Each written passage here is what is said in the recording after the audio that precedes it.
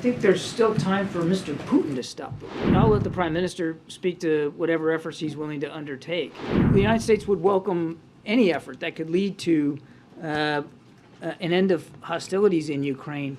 As far as Russia's war against Ukraine is concerned, 1 year now, does the President believe that when Prime Minister Modi of India told President Putin to stop the war, and this is not the way that this time that war should go like this, and you think there is still time for Prime Minister Modi to stop the war or convince President Putin?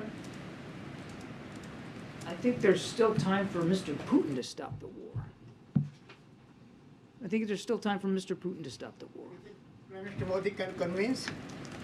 I'll let the Prime Minister speak to whatever efforts he's willing to undertake. I want to stress it again, Goyal. I mean, certainly the United States would welcome any effort that could lead to an end of hostilities in Ukraine that are in keeping with President Zelensky's objectives and his leadership, his determination of what is acceptable to the Ukrainian people. Nothing about Ukraine without Ukraine.